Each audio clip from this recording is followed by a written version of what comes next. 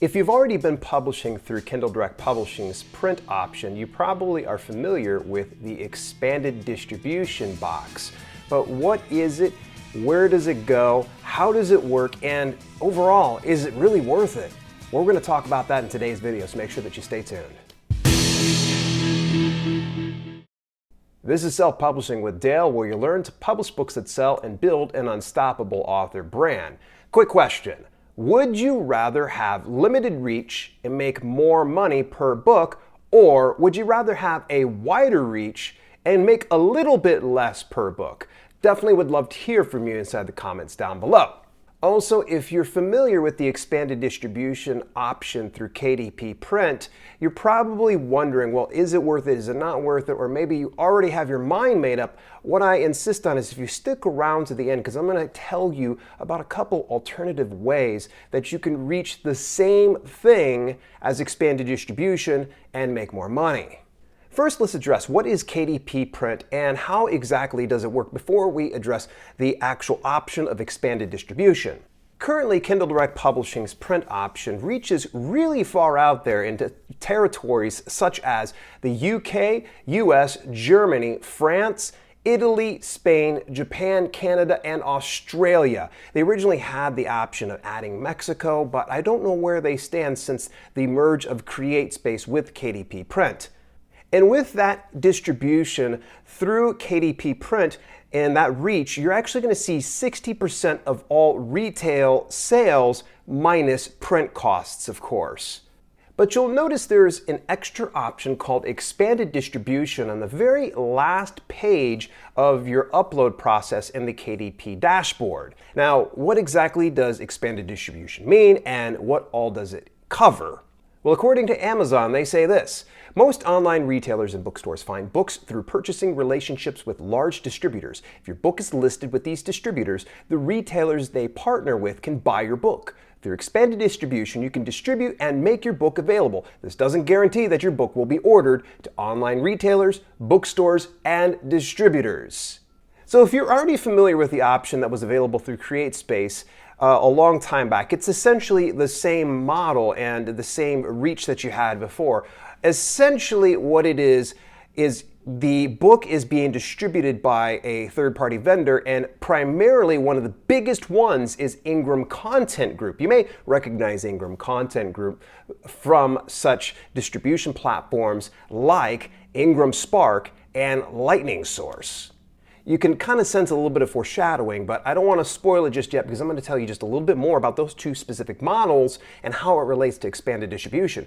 But exactly how much do you get paid with the royalties? Because we see, if you look inside the dashboard, it's considerably less. In fact, they say 40% of the retail cost minus printing fees, which is significantly lower than if you were to distribute through KDP Print alone. Now, keep in mind that whether or not you use expanded distribution, that does not affect the royalty that you're using in the KDP Print dashboard. So those two function completely separate.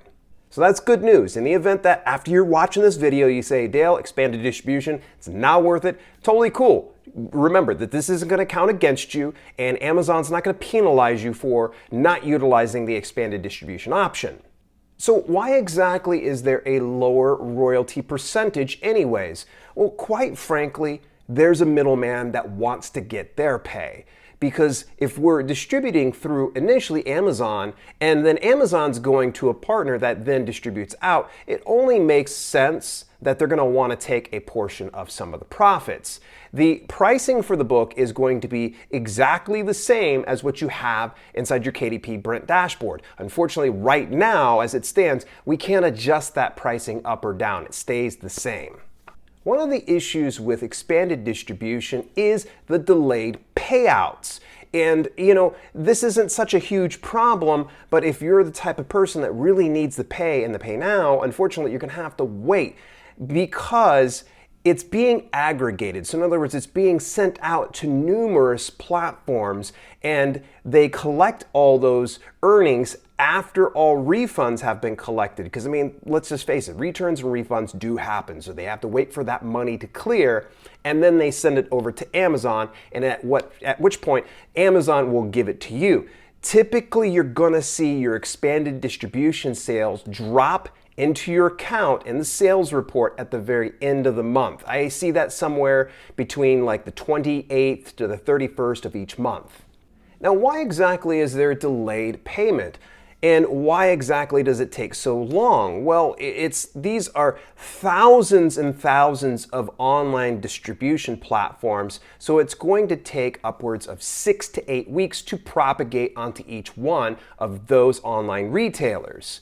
And so in turn, that's why some of the reporting is a little bit delayed as well. In the event that you're changing any of your book's metadata, in other words, the description, the price point, things like that, it's going to be delayed as well. In fact, there's a little bit of a phenomenon, if you will. I think Derek Depker said that in an interview with Dave Chesson on the Book Marketing Podcast. The phenomenon is when you go to, say, raise the price of your book on the KDP Print dashboard, it all of a sudden inside the Amazon store shows that that price has been raised, but then it's crossed out with the original lower price. Well, the reason is Amazon is price matching according to other online distribution platforms.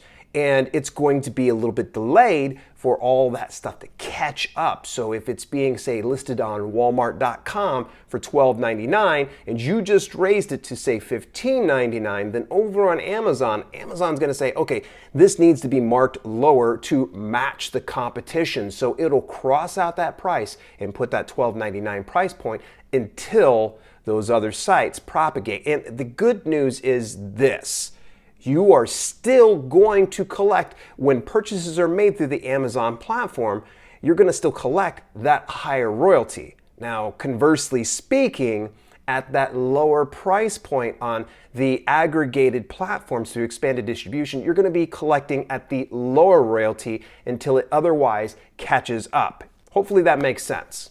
If you pay close enough attention to some of the fine print when it comes to expanded distribution, you will notice that in some cases, third-party printing companies actually fulfill your print orders. So there's going to be a slight degree of variation from one book to the next. So something that is, say, fulfilled through Amazon may be slightly different than, say, something that was fulfilled through Barnes & Noble Press. By the way, Barnes & Noble Press is another distributor that is fulfilled through the Ingram Content Group. So don't be surprised you go to Barnes & Noble and you see your book there if it's available through expanded distribution. But for some of you that are kind of chomping at the bit and you're wondering, okay, you said expanded distribution, we can forego this for greater earnings. It's going to be a bit more problematic and it's going to require a bit more time than, say, ticking off a box in KDP Print. What you would end up doing is keep expanded distribution deselected in your KDP dashboard. You're going to take the same content that you have, sans the Amazon assigned ISBN, and you can directly upload it to the Ingram Content Group publishing platforms of, say, Ingram Spark preferably, or Lightning Source. Either one's going to work. Fair warning though, it's going to cost you to upload to those platforms. So for instance, Ingram Spark, there's a $49 upload fee, and you have to come to the table with your own ISBN. I've talked about the ISBN in other videos, and I'll make sure to drop a link to what that is and how you can get one of those. But now that you've got a little bit more information when it comes to expanded distribution, is it really worth it? It's going to come down to how you feel about it. Do you want that wider reach? Do you want to get to a wider array of readers but sacrifice some of those earnings? Or do you want to stay exclusive to the Amazon platform and really educate your audience to, hey, I'm only available here on Amazon. You're not going to be able to get me elsewhere. So that is really what you got to kind of take a step back and think about. But the thing we have to ask ourselves really is KDP worth it? Is that going to be the avenue that you want to take advantage of? So with that being said, I actually have a full video and I'm going to go right on over there. I need you to join me too, so head on over, see you there. I've seen a lot of books priced at 99 cents, Dale, so what gives? Are people really willing just to take 35 cents out of every dollar for each one of their books? Well, yes.